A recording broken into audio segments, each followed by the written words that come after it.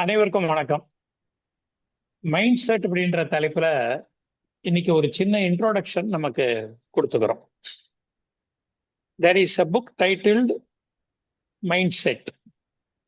டுவெக், Carol Dweck அப்படின்றவங்க எழுதின புத்தகம். அதை ஒரு ப்ரொவோகேட்டிவ் பாயிண்டா தான் வச்சிருக்கேன். திங்கிங் அல்லது ஸ்டார்டிங் பாயிண்டா வச்சு அதனோட சம்பந்தப்பட்டிருக்கக்கூடிய சில விஷயங்களை ஷேர் பண்றேன். Because I did not want to have this as a book review. Book ரிவ்யூனா ஒரு குறிப்பிட்ட புக் எடுத்துக்கணும், ரேப்பர் டு ரேப்பர் நம்ம சொல்லணும். But this time we have changed and we are introducing a concept called mind set. இதில் இருக்கிற mind செட்டுங்கிறதுல ரெண்டு part இருக்கு. அது growth மைண்ட் செட்டுன்னு ஒன்று இருக்கு, பிக்சட் மைண்ட் செட்டுன்னு இருக்கு. இதுதான் கேரல் டுவெக் அவர்களுடைய புத்தகத்தினுடைய சாராம்சம். அது நம்முடைய அடித்தளம். ஆனால் அதுக்கு ஹெல்ப் பண்ணக்கூடிய மற்ற விஷயங்களையும் பார்க்கலாம். நம்மளுடைய திங்கிங் ப்ராசஸ் ஸ்கூல் டேஸ்லேருந்து ஆரம்பிக்குது. இந்த காமெடி நம்ம எல்லாருக்குமே தெரியும். கோழி 65ன்னு சொன்னா 5 இங்க இருக்கு, 60 எங்க அப்படிங்கிற பாயிண்ட். ஸ்கூல்லேருந்து நம்ம வரோம். மேத்தமேட்டிக்ஸ்ல 100க்கு 94 வாங்கியிருக்கோம். இந்த பேப்பரோட வீட்டுக்கு வரோம்.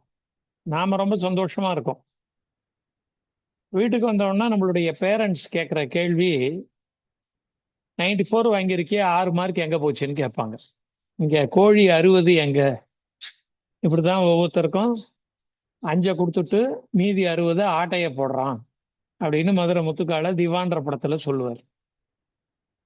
நம்ம வீட்டில் இருக்கிறவங்க they will concentrate on that 6 which has been lost in the examination. பள்ளிக்கூடத்திலேருந்து நம்ம வரப்பொழுது நம்மளுடைய மைண்ட் செட்ல 94, கிளாஸ் ஃபர்ஸ்ட், மேக்ஸில் நம்ம ரொம்ப பெருசாக வின் பண்ணியிருக்கோம், இதெல்லாம் இருக்கும். ஆனால் வீட்டுக்கு அவங்க கொஸ்டின் பண்ண உடனே நம்ம மைண்ட் செட்டு மாறிடும். Anything less than 100 in math is deficient. Anything less than 100 in math, other subjects இல்லை, இன் மேத் இஸ் டெஃபிஷியன்ட் அப்படின்ற கான்செப்ட் நமக்கு அன்னைக்கு நம்ம மனசுக்குள்ள போயிடும். ஒரு Nobel prize, I forget the name and I don't want to quote the wrong name. Nobel பரிசு பெற்றவர் ஒரு சயின்ஸ்ல. அவர் தன்னுடைய தாயை பத்தி பிற்காலத்துல சொல்றார். நீங்க எப்படி இந்த மாதிரி ஒரு உயர்ந்த நிலைக்கு வந்தீங்க, ஒரு சிந்தனாவாதி அன்னைக்கு, இந்த துறையில உங்களுக்கு நிபுணத்துவம் நுட்பம் எப்படி கிடைச்சதுன்றாங்க. ஏதோ ஒரு விஞ்ஞானத்துல ஏதோ ஒரு துறை. அவர் தன்னுடைய தாயை பத்தி குறிப்பிடுறார். ரொம்ப வித்தியாசமானவங்க. பெரும்பாலும் நம்மள என்ன கேள்வி கேட்பாங்க, 6 மார்க் எங்க போச்சுன்னு. அவங்க தாயினுடைய எண்ண ஓட்டம் வேற மாதிரி இருந்தது. தினம் மாலை பொழுதுல ஒரு வீடு திரும்பின உடனே, சின்ன வயசுல இருந்து ஒரு 1ஆம் கிளாஸ் 2ஆம் கிளாஸ்ல இருந்து நம்மளுடைய பேரண்ட்ஸ் எல்லாம் என்ன பெரும்பாலும் கேட்பாங்க, ஒரு ஆவரேஜ் பேரண்ட் இன்னைக்கு பள்ளிக்கூடத்துல என்ன சொல்லி கொடுத்தாங்க, என்ன டெஸ்ட் வச்சாங்க, கேள்வி கேட்டாங்களா, நீ பதில் சொன்னீங்க, இதான செட் ஆஃப் கொஸ்டின்ஸ். ஆனா அந்த அம்மா கொஞ்சம் வித்தியாசமானவங்க. அவர் என்ன சொல்றாரு, நான் நோபல் பரிசு வாங்கினதுக்கு என்னுடைய தாயின் இந்த குணம் மிக முக்கியமானதுங்கிறார். இந்த தாய் கேட்பாங்களாம், இன்னைக்கு டீச்சரை நீங்க என்ன கேள்வி கேட்டீங்கன்னு கேட்பாங்க. டீச்சரை நீங்க என்ன கேள்வி கேட்டீங்க, கொஸ்டினிங் ஆட்டிடியூட். அந்த அந்த சிறு மனதுக்குள்ள திங்கிங் கெப்பாசிட்டியையும் கொஸ்டினிங் ஆட்டிடியூடையும் அந்த அம்மா புகுத்தி இருக்காங்க. அந்த ஆட்டிடியூடு தான் என்ன நோபல் பரிசு வாங்க வச்சதுங்கிறாரு. இப்போ மைண்ட் செட்ல 2 எக்ஸ்ட்ரீமை நம்ம பார்க்குறோம். ஆவரேஜா இருக்கக்கூடியவங்க 6 மார்க் எங்க போச்சுன்னு கேட்குறாங்க. பிற்காலத்துல நோபல் பரிசு வாங்கக்கூடியவங்க அவங்களுடைய பேரண்ட், டீச்சரை நீங்க என்ன கேள்வி கேட்டீங்க. இது அக்செப்டபிள் ஒண்ணு அப்படின்னு நான் நினைக்கிறேன். நான் பள்ளிக்கூடத்துல படிக்கிற பொழுது என்னுடைய வகுப்புல இன்றைக்கு என்னுடைய நண்பரா இருக்கிற ஒருத்தர் பாடம் முடிந்த பிறகு பாடம் முடிந்த பிறகு கையை தூக்கி 2 கேள்வி கேட்பார். எனக்கு என்ன ஞாபகம் இருக்கு, 8வதுல தான் அதை வாட்ச் பண்ண ஆரம்பிச்சேன். 8வது 9வது 10வதுல எல்லாம் அந்த லெவல் நல்லா ஆச்சு. அவரை நான் ஒரு நாள் கேட்டேன். அவர் இல்ல, நான் கூட்டத்துக்காக நான் அவர்னு சொல்றேன். நாங்க 2 பேரும் ரொம்ப க்ளோஸ் ஃப்ரெண்ட்ஸ். நீ வா போன்னு தான் பேசிப்போம். அப்ப அவன் சொன்னான், இன்னைக்கு இந்த 3வது பாடம் எடுக்க போறாங்க அப்படின்னா வீட்டுல ஒரு தடவை படிச்சிருவேன். அதுல என் மனசுக்குள்ள 4-5 டவுட் வரும். ஆசிரியர் பாடம் எடுக்கிற பொழுது அந்த 4 டவுட்ல 2 டவுட்டுக்கோ இல்ல 5 டவுட்ல 2 டவுட்டுக்கோ 3 டவுட்டுக்கோ விடை கிடைச்சிரும். மீதி 2 கிடைக்காம இருக்கும். அதை தான் நான் எழுந்து கேட்கிறேன். அப்ப நம்மளுடைய மைண்ட் செட் பள்ளிக்கூட நாட்கள் நமக்கு பதிவாருது. அதுல ஒரு மாற்றம் எங்க நிகழ்கிறது, 6 மார்க் எங்க போச்சு அப்படின்னு நம்ம பார்க்கறதுல, அதன் மீது கவனம் செலுத்துறதுல, அதை எதிர்மறையா உள் வாங்கறதுல பதிஞ்சு போயிடுது. மைண்ட் செட் புத்தகத்தினுடைய நூலாசிரியர் இதை ஒரு ஸ்டார்டிங் பாயிண்டா வச்சுதான் எடுத்திருக்கார். லைஃப் ஆஃப் பி அப்படின்ற புத்தகம் 1901, அதாவது 20ஆம் நூற்றாண்டினுடைய முதல் வருடத்துல எழுதப்பட்ட புத்தகம். அதை எழுதினவர் பேரு மேட்டர் லிஞ்ச், ஏதோ மௌரிஸ் மேட்டர் லிஞ்ச் ஏதோ ஒண்ணு இருக்கு. அவர் ஒரு கான்செப்டை விளக்குறார். கார்டன் சியூ, GARTON, கார்டன் சியூ அப்படின்றவர் பின்னால ஒரு எக்ஸ்பெரிமெண்ட்டை கண்டக்ட் பண்றார். அவர் ஒரு காமர்ஸ் ஃபீல்டுக்குள்ள இருக்கிறவர். தன்னுடைய நிறுவனத்துல ஒரு எக்ஸ்பெரிமெண்ட்டை கையாளுறார். அவர் சொன்ன எக்ஸ்பெரிமெண்ட் இந்த புத்தகத்திலிருந்து எடுக்கப்பட்டது. கார்டன் சியூனுடைய இந்த கான்செப்டை இன் சர்ச் ஆஃப் எக்ஸலன்ஸ்ல ஒரு இடத்துல குறிப்பிடுறாங்க. In search of excellence book லட்சக்கணக்கில் வித்த புத்தகம், பல மொழிகள்ல மொழியாக்கம் செய்யப்பட்ட புத்தகம். அதனால இது மக்களை சென்று அடைந்து விட்டது. இருந்தாலும் நம்முடைய ஆடியன்ஸ்ல ஒரு சிலருக்கு இது கண்ணில் தட்டுப்பட்டு இருக்காது. அதனால இந்த ஸ்லைடை போட்டு எக்ஸ்பிளைன் பண்றோம். நம்முடைய மைண்ட் செட்டுக்கு அடித்தளமா அமைய வேண்டிய ஒரு கருத்தா இதை நான் வச்சிருக்கேன். இதெல்லாம் மைண்ட் செட்டுன்ற புத்தகத்துல கிடையாது, அதை சொல்லிடுறேன். This is not a book review. அந்த எக்ஸ்பெரிமெண்ட் இதுதான். கழுத்து நீளமா இருக்கிற பாட்டில், நெக்கு நீளமா இருக்கிற பாட்டில் மிக முக்கியம். இந்த ஒயின் பாட்டில்ல சில வகை இப்படி இருக்கும். கண்ணாடி பாட்டில், இதை ஒரு தோட்டத்துக்கு எடுத்துட்டு போங்க. இல்ல ஒரு இதே மாதிரி ஒரு அறையில எனக்கு எதிர ஜன்னல் இருக்கு, அந்த ஜன்னல் கிட்டக்க ஒரு டேபிளை போட்டு இந்த பாட்டில உள்ள வைங்க. ஒரு மேஜை மேல இந்த பாட்டில வைங்க. பாட்டிலுடைய அடி பகுதி வெளிப்பக்கத்தை பார்த்து இருக்கணும். அதாவது இந்த ஜன்னலுக்கு வெளியில சூரியன் இருக்காங்க, அதை பார்த்து இருக்கணும். கழுத்து நீளமா இருக்கிற பாட்டில் மேஜை மேல வைக்கணும். மேஜையினுடைய அந்த பாட்டிலினுடைய அடிப்பகுதி ஜன்னலை பார்த்து இருக்கணும். அதுக்குள்ள 6 ஈக்களையும் 6 தேனீக்களையும் போடுங்கிறார். 6 ஈக்கள் 6 தேனீக்கள்.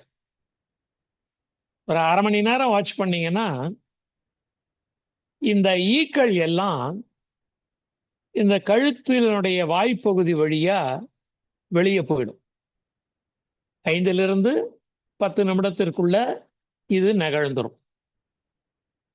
தேனீக்கள் பாட்டிலினுடைய அடி பகுதியில தங்களுடைய தலைய முட்டிக்கிட்டு இருக்கும். இதுக்கு லாஜிக் சொல்றாரு மேவரிக்.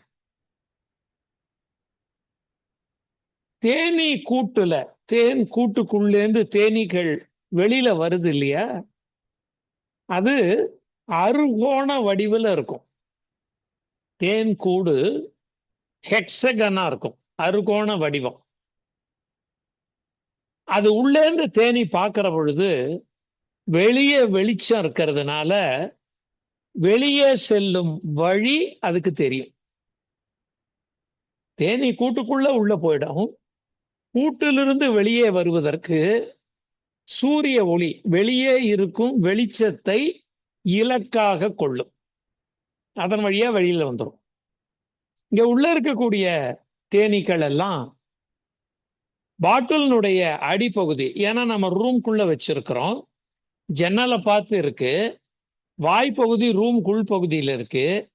அதனால இந்த இடத்துல பெரிய வெளிச்சம் கிடையாது, அங்க நல்ல வெளிச்சம் இருக்கு. அதனால அந்த பேஸ்ல போய் முட்டி அது வழியா வெளியில போக பார்க்கும். பாட்டிலினுடைய அடி பகுதியில போய் தலையை முட்டி வெளியே போக பார்க்கும். கார்டன் என்ன சொல்றாரு, இந்த புத்தகத்தை எழுதினவரும் என்ன சொல்றாங்க, மௌரிஸும், 2 நாள் ஆனாலும் அந்த தேனீக்கள் அந்த இடத்துலயே முட்டிக்கிட்டு இருக்கும். they will die out of pain and exhaustion. Pain வந்து தலையை முட்டிக்கிட்டு இருக்கிறதுனால, எக்ஸாஷன் வந்து சாப்பிடல, அதனால பெயின் அண்ட் எக்ஸாஷன் இறந்து போகும். இதுல இருந்து ஒரு பாடத்தை நமக்கு சொல்லித்தரார். மைண்ட் செட்டுன்ற கான்செப்டுக்கு இது ரொம்பவும் முக்கியமானதுன்னு நான் கருதுறேன். ஏன் ஈக்கள் வெளில போச்சு அப்படின்னா, ஈக்களுக்கு வெளிச்சம் இருக்கும் இடத்தில் ஒரு வழி இருக்கும் அப்படின்ற லாஜிக் கிடையாது. ஈக்கள் தேன் கூடு மாதிரி ஒரு கூட்டுல வாழல. அதனால அதுக்கு ஒரு தர்க்க நியாயம், எந்த இடத்தில் வெளிச்சம் இருக்கிறதோ அந்த இடத்தில் வாயில் இருக்கிறது என்கிற தர்க்க நியாயம், லாஜிக் ஈக்களுக்கு கிடையாது. அதனால அவ மேல் பக்கம் போகுது, கீழ் பக்கம் போகுது, சைடுல போகுது, இப்படி போகுது, வெளியில போயிடுது. லாஜிக்கினால் அவை தடைப்படவில்லை. ஆனா தேனீக்களுக்கு இருக்கக்கூடிய லாஜிக்கு இங்க பிராக்டிக்கலா பயன்படல. அவை மாற்று சிந்தனை இல்லாமல் இருக்கிறது. ஆதலால் அவை சிறைப்பட்டு விட்டன. சாப்பாடு கிடைக்காம தலையை முட்டிக்கிட்டே இருந்த காரணத்தினால பெயின் அண்ட் எக்ஸாஷன்ல இறந்து போகின்றன.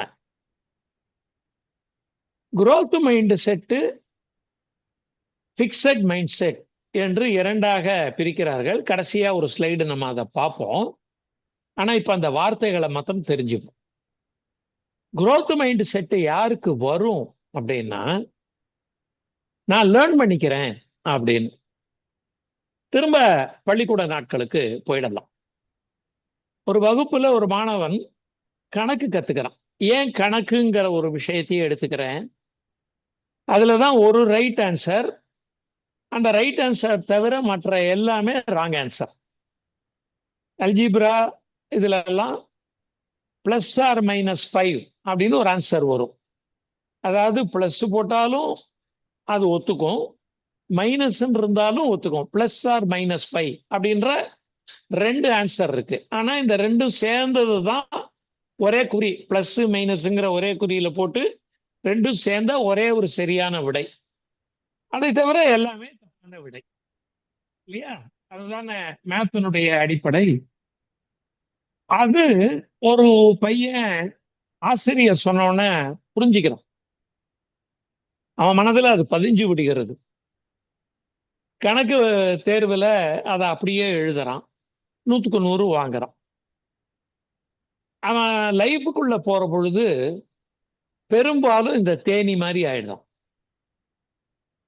ட்வெக் எந்த இடத்துல தன்னுடைய பாயிண்ட கொண்டு வந்து வைக்கிறாரு, ஒரு முதல் தடவையே ரொம்ப பிரைட் ஸ்டூடெண்டா இருந்து புரிஞ்சுக்கிறவன் பல சமயங்களில் தன்னுடைய வாழ்க்கையில் இப்படி நடந்து கொள்ளக்கூடிய வாய்ப்பு உண்டு.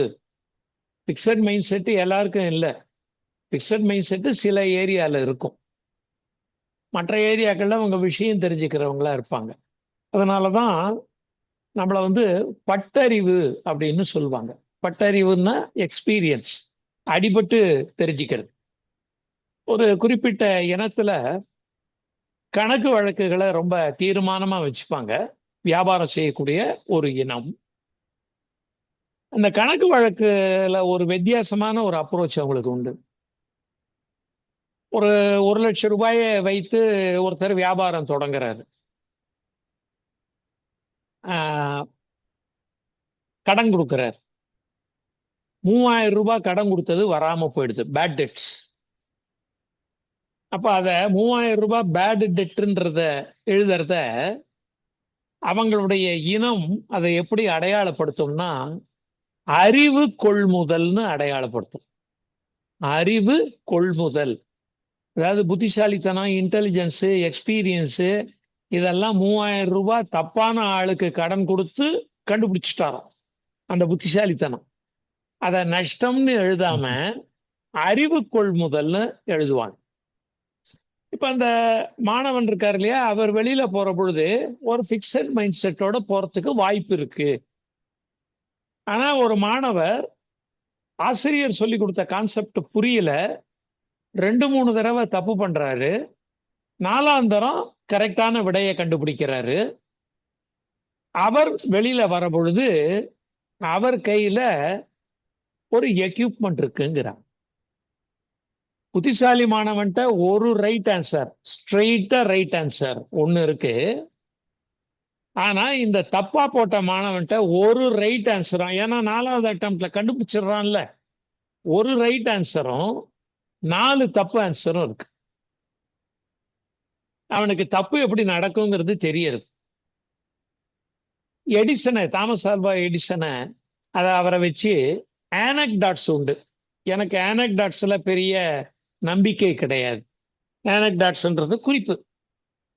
ஏன் குறிப்புன்னா, அது இப்படி உண்மையா நடந்துதாங்கிற ஒரு சோர்ஸை நம்மளால பெரும்பாலும் கண்டுபிடிக்க முடியாது.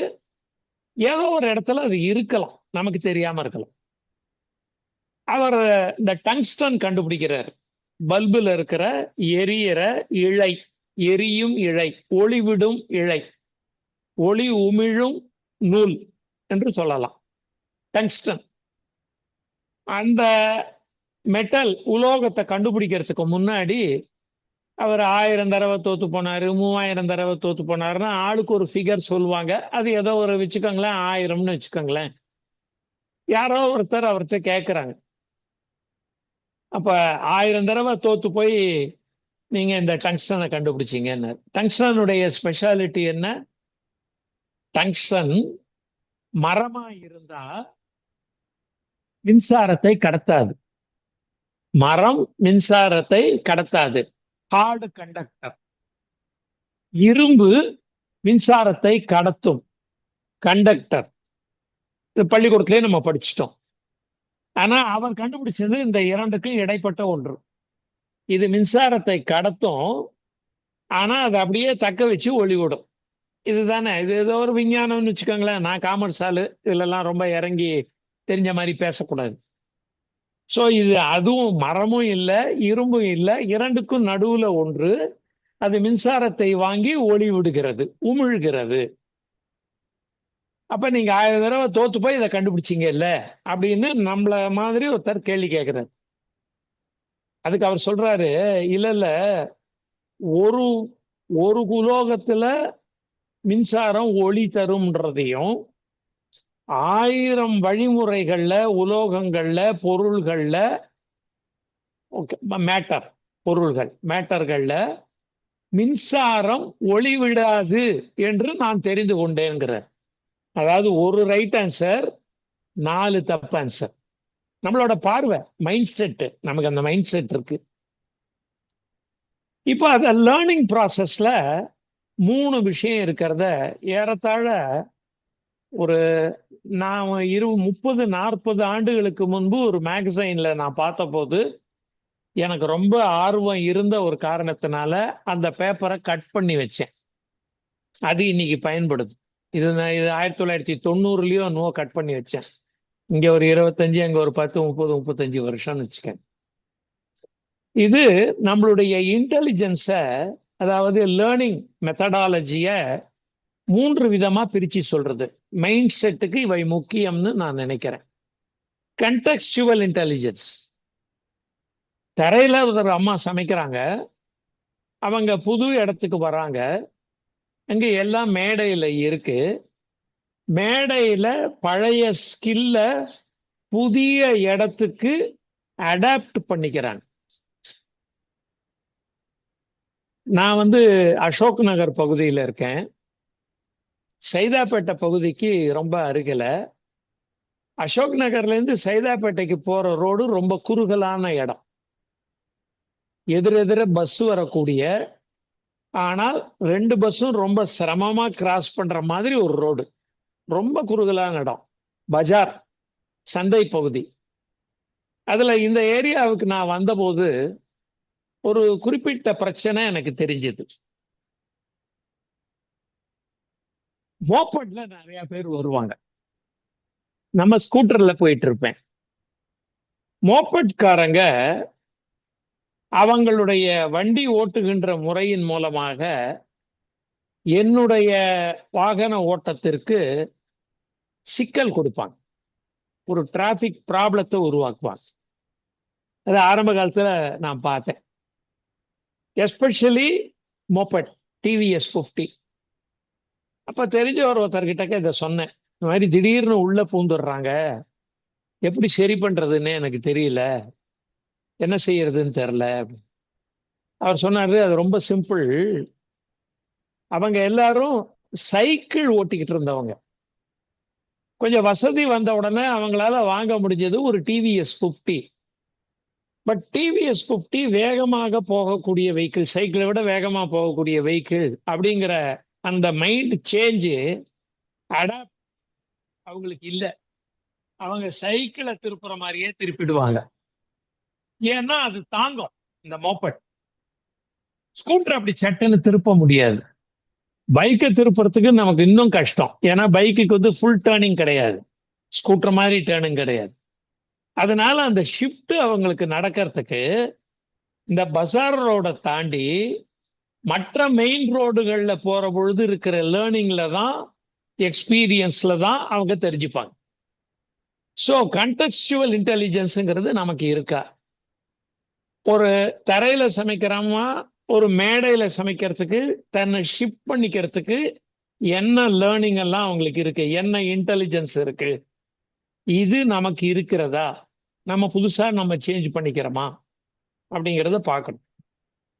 இந்த அடாப்டேஷனுக்கு நாம தயாரா இல்லைன்னா சில நிறைய சிக்கல்கள் இருக்கும். ஒரு வேடிக்கையான உதாரணம் சொல்றேன், அப்ப நீங்க புரிஞ்சுப்பீங்க. நாம ஒரு டீ கடை வச்சிருக்கிறோம். நம்ம கடையில ஒர்க் பண்ணிக்கிட்டு இருந்த ஒருத்தர் என்னுடைய சொந்த ஊருக்கே நான் போயிடுறேன்ட்டு போயிடுறாரு. அடுத்து ஒருத்தர் வர்றாரு. அவர் ப்ரொடக்டிவிட்டி கொஞ்சம் கம்மியா இருக்கிறதா நாம நினைக்கிறோம். முன்னாடி ஆள் உட்கார்ந்த உடனேயே இவர் டீ கொடுத்துருவார். முன்னாடி இருந்தவர் இவர் கொஞ்சம் ஒரு 10 செகண்ட் 20 செகண்ட் லேட் ஆகுது. ஆட்கள் உட்கார்ற மாதிரி இருக்கு. மைல்டு இம்பேஷன்ஸ் இருக்கு. கற்பனையா ஒரு சிச்சுவேஷன். இந்த ஓனர் கூர்ந்து அதை யோசிக்கிறார். ஏன் இந்த ஆளுக்கு, அவரை மாதிரி இவரும் டேலண்டட் தானே, ஏன் இவருக்கு சிக்கல் வருது அப்படின்னு கவனிக்கிற போது ஒரு நுட்பம் தெரிகிறது. முன்னாடி வேலை பார்த்தவர் பெரும்பாலான மனிதர்கள் போல் right handed person, dominant right hand. புதுசா வேலைக்கு சேர்ந்து இருக்கிறவர் லெஃப்ட் ஹேண்டட் பர்சன். இந்த மேடை அமைப்பு அவருக்கு ஏற்றார் போல் இருந்திருக்கிறது. எல்லாமே ரைட்ல அலமாரி, ரைட்ல இருந்து கிளாஸ் எடுக்கணும், எதெல்லாம் ரைட்ல இருந்து எடுக்கணும்னு அவர் சிலதை வச்சிருக்காரு, எதெல்லாம் லெஃப்ட் ஹேண்டுன்னு அதை சிலதை வச்சிருக்காரு. இவர் முற்றிலும் மாறுபட்டு இருக்கிறார். அதை மாத்தி அமைச்ச உடனே எஃபிஷியன்சி லெவல் கூடுது.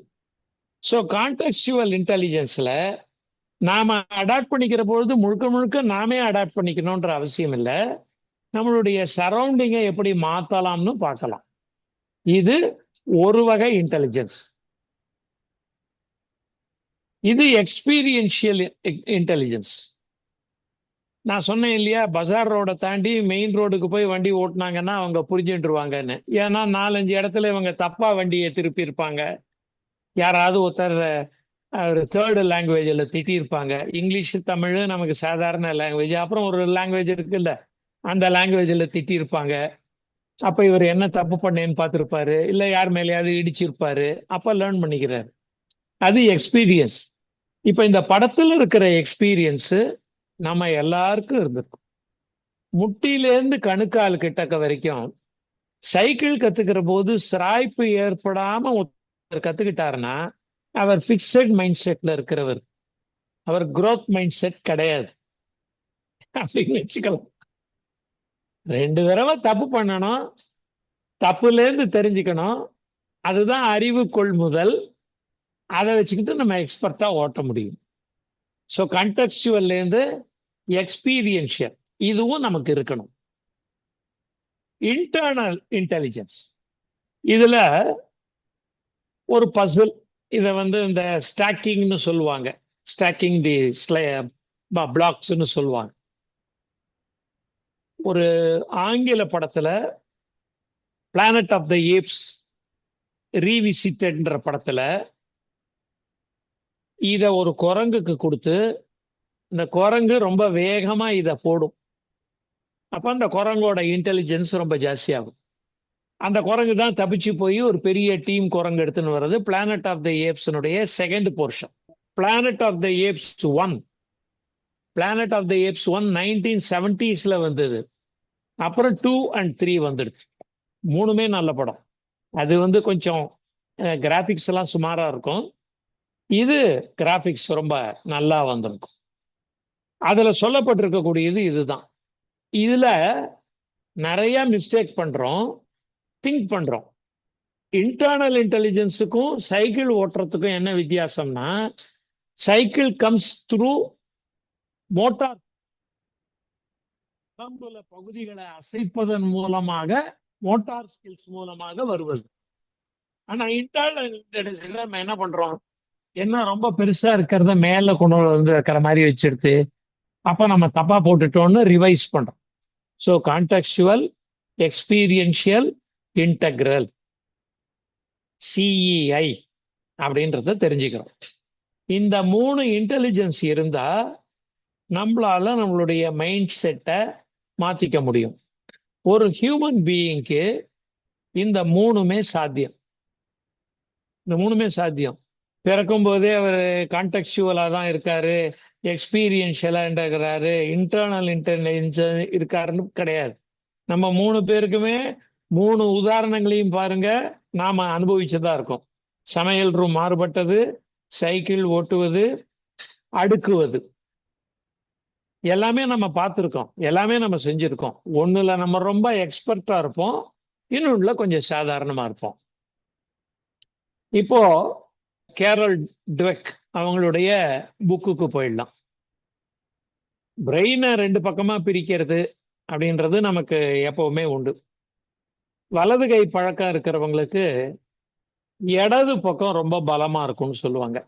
பிரெயின்ல பிரிவெல்லாம் கிடையாதுன்னு மருத்துவர்களும் சில நிபுணர்களும் சொல்லுவாங்க. ஆனா அத இப்படி பிரிக்கலாம்னு உளவியல்ல பிரிச்சு வச்சிருக்காங்க. நம்முடைய இடது பக்க பிரெயின் லாஜிக் ஓரியன்ட், தர்க்கம், லாஜிக்.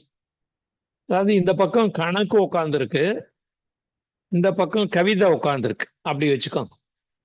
இந்த பக்கம் கணக்கு. வலது கை பழக்கம் இருப்பவர்களுக்கு இடது பக்கம் பலம் வாய்ந்தது, இடது கை பழக்கம் இருப்பவர்களுக்கு வலது பக்கம் பலம் வாய்ந்தது. வலது பக்கத்துல தான் கவிதை இருக்கு, இடது பக்கம் கணக்கு இருக்கு. அத அப்படியே இந்த இடத்துல பயன்படுத்துறாங்க. இவங்க இடது பக்கம் இருக்கிறவங்க பிக்சட் மைண்ட் செட் இருக்கிறவங்க, அவங்களுக்கு லாஜிக் மட்டும்தான் அவங்களுக்கு தெரியும். லாஜிக்கை தாண்டி அவங்க பெருசா போக மாட்டாங்க. அதுக்கு பல உளவியல் காரணம் இருக்கு. ஏன் லாஜிக்கை தாண்டி போக மாட்டாங்க? காட்ரேஜ் சாவிக்கு பூட்டுக்கு ஒரு பழைய அட்வர்டைஸ்மெண்ட் உண்டு. அதை எப்படி பண்ணியிருப்பாங்க? காட்ரேஜ்லயே பண்ணியிருப்பாங்க. அவங்களையே இந்த வட்டிக்கு பணம் கொடுக்கக்கூடிய ஒரு பகுதியினர் ஒரு இனத்தை எடுத்துக்கொண்டு அந்த ஆளை வச்சு விளம்பரம். அவர் கடைசியா என்ன சொல்லுவாரு, கையில ஒரு சாவியை வைத்து கொண்டு, எங்க ஃபாதர் பாதுகாப்பா இருக்கணும் பிசினஸ்லன்னு சொல்லுவார். காட்ரேஜுக்கு சொல்லுவாங்க. பாதுகாப்பா அப்படின்னா கடனுக்கு ஈடா ஒரு பொருளை கொடுக்கணும். ஈடா ஒரு பொருளை கொடுத்தீங்கன்னா அவங்க பணம் கொடுப்பாங்க.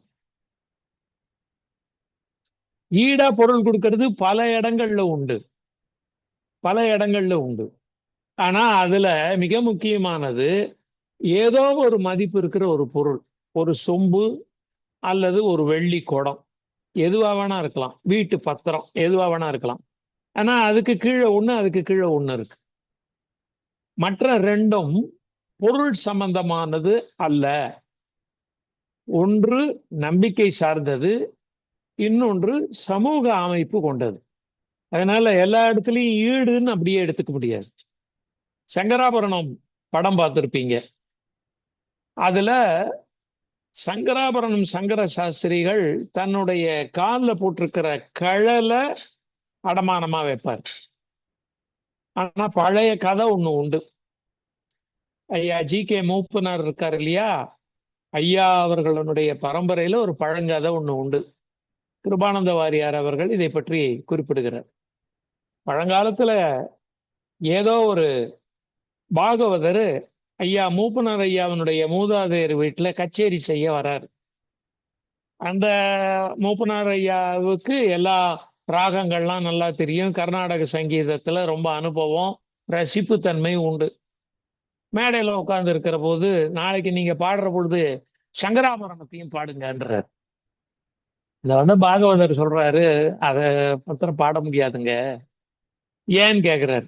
இல்ல, ஒரு டயத்துல எனக்கு ரொம்ப வறுமை, அதனால எங்க ஊர்ல இருக்கிற ஒருத்தர்கிட்ட சங்கராபரணம் ராகத்தை அடமானம் வச்சு நான் எங்கேயும் பாட மாட்டேன்னு சொல்லி பணம் வாங்கிட்டேன்.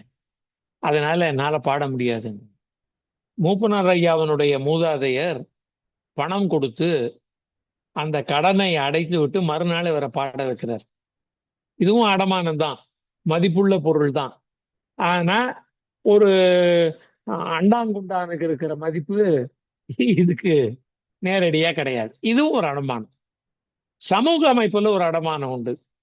கிராமப்புறங்கள்ல பாதாள சங்கிலின்னு ஒண்ணு இருக்கும். நகர்ப்புறத்துல இருக்கிறவங்களுக்கு பெரும்பாலானவங்களுக்கு தெரியாது. பாதாள சங்கிலிங்கிறது ஒரு வளையம் மாதிரி, கப்பல்ல கடல்ல இறக்குவாங்களே நங்கூரம், அந்த மாதிரி இருக்கும். ஆனா நங்கூரத்துல 2 தான் இருக்கும், இதுல 4 பக்கமும் இருக்கும். அதுல ஒவ்வொன்றிலையும் கொக்கி எல்லாம் இருக்கும், வெவ்வேறு விதமா கொக்கி இருக்கும். பாதாள சங்கிலின்னு பேர். கிணத்துக்குள்ள ஏதாவது ஒரு பொருளை போட்டுட்டோம்னா இந்த பாதாள சங்கிலியை உள்ள விட்டு குலுக்குவாங்க, கயர்ல கட்டி உள்ள விட்டு. அதுல மாட்டிக்கும், ஏதோ ஒரு கொக்கியில மாட்டிக்கும். மாட்டின உடனே எடுத்துருவாங்க. பெரும்பாலும் இந்த பாதாள சங்கிலியை அவசரத்துக்கு ஒரு வீட்டுல வாங்கிட்டு போவாங்க. உங்க வீட்டுல பாதாள சங்கிலி இருக்க, கொஞ்சம் கொடுங்க அப்படின்னு சொல்லிட்டு வாங்கிட்டு போவாங்க. அவங்க அவசரத்துக்கு தானே வாங்குறாங்க. உள்ளுக்குள்ள ஏதோ ஒரு பொருள் விழுந்துருது, அது தேவை, உடனடியா தேவை. அதனால இந்த வீட்டுல பாதாள சங்கிலி இருக்குன்னு அவங்களுக்கு தெரியும், வந்து கேட்டு வாங்கிட்டு போறாங்க. வாங்கிட்டு போயிட்டு அந்த பொருளை எடுத்த உடனே பாதாள சங்கிலி கடன் வாங்கிட்டு வந்ததே மறந்து போடும். அதை வீட்டுல ஓரமா போட்டுருவாங்க. இவங்க வீட்டுக்கு ஒரு அவசர தேவை ஏற்பட்ட போது அது எங்க போச்சுன்னு தேடிக்கிட்டு இருப்பாங்க. கொடுத்தது மறந்து போச்சுன்னா கிடைக்காம இருக்கும். அதனால என்ன செஞ்சிருவாங்க, கடன் வாங்கிட்டு போறவங்க அவங்க வீட்டுல இருந்து ஒரு முக்கியமான பொருள், ஒரு அண்டாங்குண்டான், ஒரு சாப்பாடு போடுற பானை, ஏதோ ஒண்ணு கொண்டு வந்து அடமானத்துக்கு வச்சுட்டு அதை எடுத்துட்டு போகணும். பொருளை எடுத்த உடனே அதை கொண்டு வந்து கொடுத்துட்டு இதை எடுத்துட்டு போகணும். ஸோ அடமானத்துல இவை எல்லாம் இருக்கிறது. ஆனால் பிக்சட் மைண்ட் செட்ல இருக்கிறவங்க இந்த அடமானத்திலிருந்து, இந்த நேரான பாதையிலிருந்து வெளியே வரமாட்டாங்க, பயப்படுவாங்க. அவங்களுக்கு செக்யூரிட்டி மைண்ட். வெங்கடெல்லாம் ஒரு கிளாஸே எடுக்கலாம். என்ன மாதிரி கிளாஸ்? அந்த கம்ஃபர்ட் ஜோனுங்கிறதுல இருந்து நாம வெளியில வர பயப்படுவோம். கம்ஃபர்ட் ஜோன்ல இருந்து நம்ம வெளியில வர மாட்டோம். அவங்க வெளியில வரத்துக்கு தயாரா இருப்பாங்க. சில பேருக்கு தான் அந்த மனோநிலை இருக்கும். சில பேருக்கு. நான் நார்மலா அரசியல் பேச மாட்டேன். ஆனா ஒரு ரெலவெண்டா இருக்குங்கிறதுனால சொல்றேன். அரசியலா பேச மாட்டேன், பர்சன்ஸ் எல்லாம் விட்டுடுங்க. சினிமா துறையில ஒரு நல்ல அளவுக்கு பணம் சம்பாதிச்சுட்டு இருக்கிற ஒருத்தர் தன்னுடைய இலக்கை மாத்தி அரசியலுக்குள்ள வராரு. அப்ப அவங்க கம்ஃபர்ட் ஜோனை விட்டுட்டு வெளியில வராங்க. மற்றபடி இது அதுல இருக்கிற ரைட்டு தப்பு அதுக்குள்ள அந்த ஆர்குமெண்ட்டுக்குள்ள டிஸ்கஷனுக்குள்ள நான் வர விரும்பல. எனக்கு அரசியல் பேச மாட்டேன் நான் மேடையில. பட் இது கம்ஃபர்ட் ஜோனுங்கிறதுக்கு ஒரு உதாரணம். ஒரு பெரிய தொகையை வருமானமா இருக்கிறவங்க எந்த விதமான வருமானமும் நேரடியா இல்லாத ஒரு துறைக்கு வரேன்னு சொல்றது கம்ஃபர்ட் ஜோன்ல இருந்து வெளில வரும். இப்ப இடது பக்கம் இருக்கிற வரிகள் எல்லாம் பாத்தீங்கன்னா எல்லாமே உங்களுக்கே தெரியும். ஆனா வலது பக்கம் இருக்கிறத வந்து ஒரு கோலம் மாதிரி போட்டிருக்காங்க. இடது பக்கம் மாதிரி வெறும் கோடுகளா இல்லாம இது அழகான கோலமா இருக்கு. ஏன்னா கவிதையில் இருக்கிற growth மைண்ட் செட்டை நாம எப்படி எல்லாம் மாற்றலாம். அதுக்கு கண்டெக்சுவல் எக்ஸ்பீரியன்ஸ் இதை வச்சுக்கலாம், லேர்னிங்கை வச்சுக்கலாம், எக்ஸ்பீரியன்ஷியல் லேர்னிங்கை வச்சுக்கலாம், இன்டர்னல் இன்டெலிஜென்ஸுங்கிற லேர்னிங்கை வச்சுக்கலாம். இதை எல்லாத்தையும் நம்ம பண்ணினா நம்மளால கண்ட முடியும். இருக்கிறது எல்லாத்தையும் தடால் முடால்னு போட்டுட்டு நம்ம வெளில வரணும் அப்படின்னு நான் சொல்ல. Are we having growth mind set? Peter பிரின்சிபிள்னு ஒன்று உண்டு. பீட்டர் பிரின்சிபிள், நார்கோத் பட்கின்சன் அப்படின்றவர் பீட்டர் பிரின்சிபிள் நிறைய எழுதியிருக்கார். அதுல வேடிக்கையா ஒண்ணு சொல்லுவார். அது நமக்கு ஒரு அடையாளமா வைத்துக் கொள்வோம். அவர் என்ன சொல்றாரு, ஒரு ஆபீஸ்ல ஒரு கிளர்க் இருக்கார். அந்த கிளர்க்கு மிக அற்புதமா ஒர்க் பண்றார். மற்றவங்க எல்லாம் 6 மணி நேரம் 8 மணி நேரத்துல செய்யற வேலைய ரொம்ப சாதுரியமா 4 மணி நேரத்துல நேர்த்தியா துல்லியமா செய்யக்கூடிய திறமை. 6 மணி நேரம் வேலையை இவரால 4 மணி நேரத்துல செய்ய முடியும். திறன் இருக்கு இல்லையா? அவருக்கு ஒரு ப்ரமோஷன் கொடுக்கணும் இல்லையா? கூப்பிட்டு அவர் அக்கௌண்டன்ட் ஆகிடுவாங்க. கிளர்க்கா இருக்கிறவரு அக்கௌண்டன்ட் ஆயிடுவார். அக்கௌண்டன்டுடைய ரோல் கொஞ்சம் வித்தியாசம் இல்ல, கிளர்க்கோட ரோல் இல்லையே அது. அப்படின்னா ஏன் அக்கௌண்டன்ட்ற போஸ்ட் இருக்கு, அது கொஞ்சம் மேம்பட்ட போஸ்ட். மேனேஜர்னு வச்சுக்க. கிளர்க்குன்னா அவரே வேலை செய்யணும். மேனேஜர்னாக்க அவர் கீழே இருக்கிறவர்கிட்ட வேலை வாங்கணும். ஸ்கில் மாறுபடுதா? இப்ப இவர் வந்தார்னா 6 மாசம் திண்டாடுவார், 3 மாசம் திண்டாடுவார். ஏன்னா இவர் மேனேஜர் எக்ஸ்பீரியன்ஸ் கிடையாது, கிளரிக்கல் எக்ஸ்பீரியன்ஸ் உண்டு. அவரோட டெண்டன்சி என்னவா இருக்கும், எல்லாரோட வேலையை வாங்கி தன்னோட டேபிள்ல வாங்கி செய்யறதா இருக்கும். அதனால பர்கின்சன் என்ன சொல்றாரு,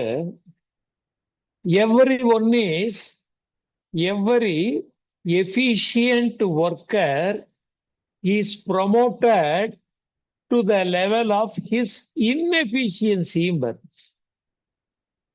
Every efficient worker is promoted to the level of his inefficiency. ஆல்வேஸ்ங்கிறார். அப்ப நீங்க ஒரு அலுவலகத்தை எடுத்து பாருங்க, கற்பனை பண்ணி பாருங்க. அங்க 100 பேர் வேலை பண்றாங்கன்னா 100 பேருமே இன்எஃபிஷியன்ட் லெவல்ல இருக்காங்க. ப்ரொமோட் ஆயிட்டாங்கன்னாக்க அந்தந்த லெவல்ல அவங்க சக்சஸ்ஃபுல். அப்ப அவங்களுக்கு நம்ம என்ன பாடம் சொல்லி தரணும்?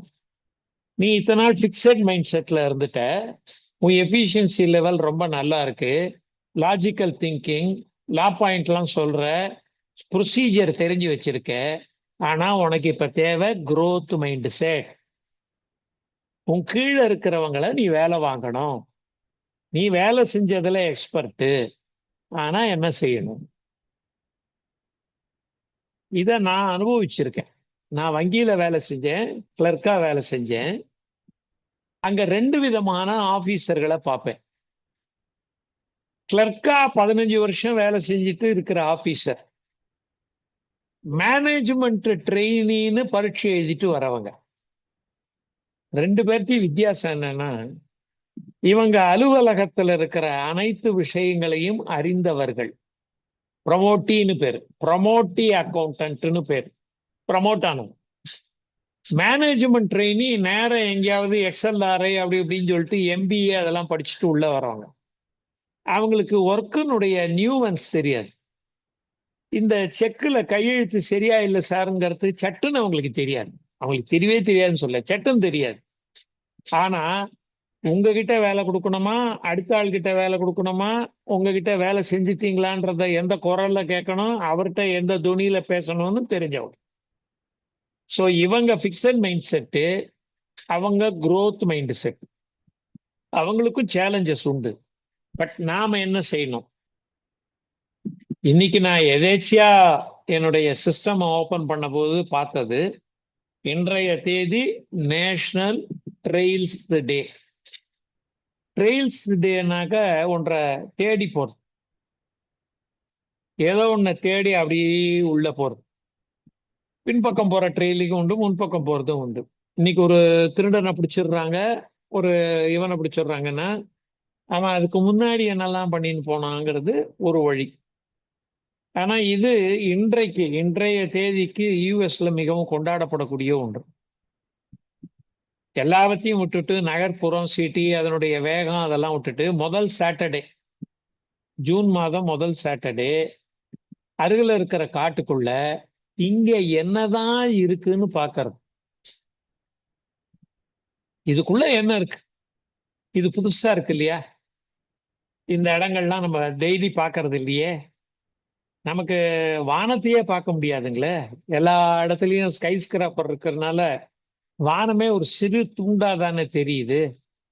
கிராமப்புறத்துல வானம் நல்ல நீளமா தெரியுமே, இங்க தெரியல. ஏன்னா எல்லா பக்கமும் கட்டடம் வந்துடுது, நிமிர்ந்து பார்த்தா கொஞ்சோண்டு வானம் தான் இருக்கு. ஆனா வானம் சின்னதா எவ்வளவு பெருசு.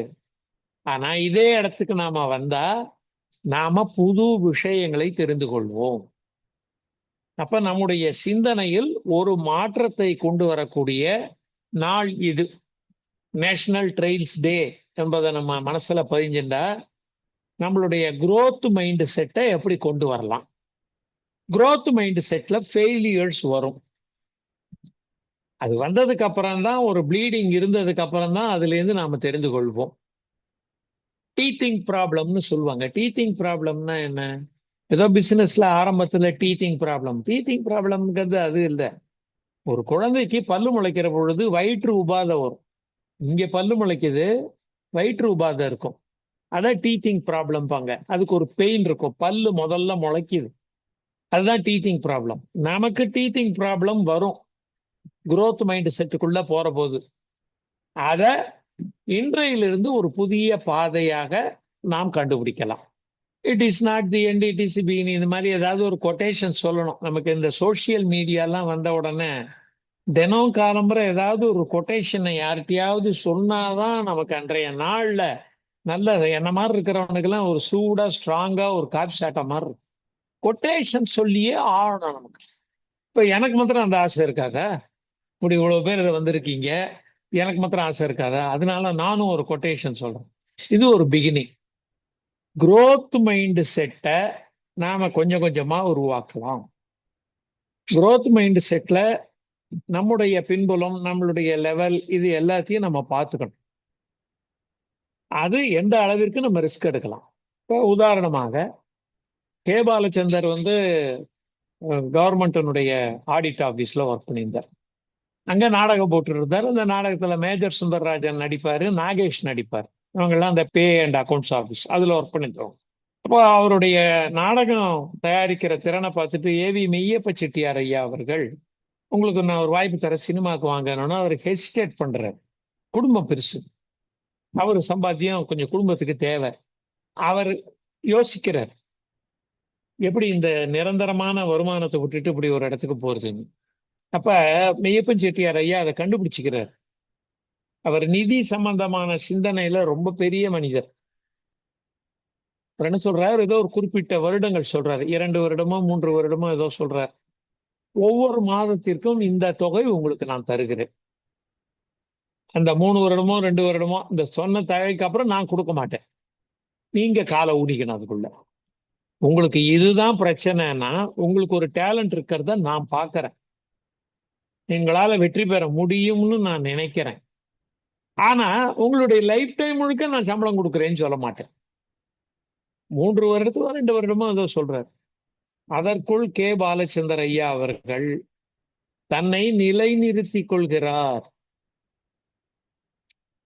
இந்த பிக்சட் மைண்ட் செட்ல இருந்து growth மைண்ட் செட் எப்படி ஷிஃப்ட் ஆகுது பாருங்க. அதுக்கப்புறம் அவர் அடைந்த உயரம், அவர் அவர் அமைத்த பாதை, அவர் ஏற்கனவே இருந்த பாதையில போனார்னு சொல்ல முடியாது. அமைத்த பாதை இதெல்லாம் நமக்கு தெரியும்.